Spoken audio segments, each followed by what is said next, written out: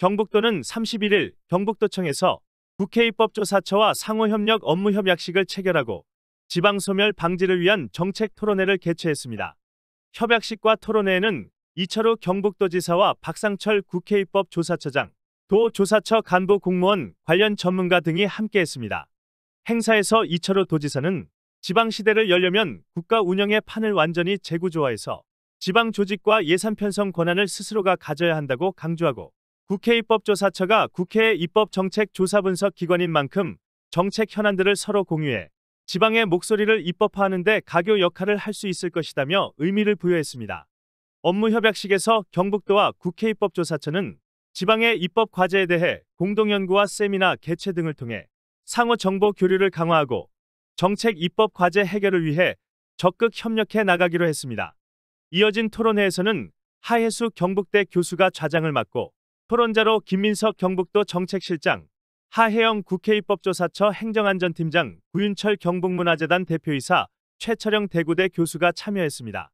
주제 발표에서 조득환 경북연구원 인구정책센터장은 경북도가 지방소멸 대응을 위해 핵심적으로 추진하고 있는 K-UCT 프로젝트, 지역특화형 비자사업 등을 소개했고, 정종석 산업연구원 명예연구위원은 균형발전 사업을 체계적으로 기획하고 예산 편성을 하기 위한 국가균형발전인지 예산제 도입 방안에 대해 발표했습니다.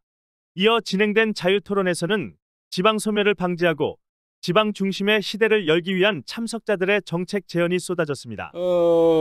국회 입법처에서 먼저 제안을 했고요. 왜냐하면 지방시대를 열기 위해서는 법으로 제도를 바꿔야 되는데 그것을 같이 연구해보자. 이런 의미 굉장히 좋은 뜻으로 가지고 입법처장님 말씀이 법에서 조례로 바로 연결될 수 있도록 만들 수 있는 방안을 강구하겠다. 그래서 지방시대를 활짝 여는 그런 대안이 될 것으로 생각합니다. 지금 제도적으로 정비를 해야 되는데 자치권을 하고 재정권을 줘야 되는데 그것이 중앙정부에서 막혀 있고요. 제일 막히는 게 제가 해보니까 중앙정부에 있는 공직자들입니다.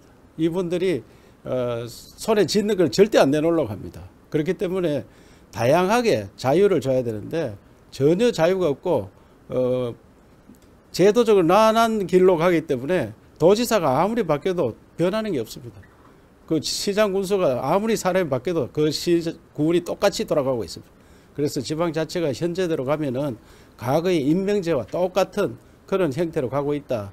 저는 강력히 항의를 하고 있습니다. 지도자 협의회에서 이미 그런 우리 방안은 많이 논의를 했고 또 국회 입법처에서도 시도별로 의견을 모아서 연말에는 통합적인 의견을 조정하는 그런 회의를 준비하고 있는 걸로 알고 있습니다. 지금 국가적으로 이제 소위 말 지방 소멸, 그래서 인구 위기 문제라 그래서 이 문제는 정말 지역만의 문제가 아니라 국가적인 이제 문제라고 생각을 했을 때 국회에서 할 일은 현장에 있는 것과의 어떤 정책적인 서로 토론을 좀 할 필요가 있다.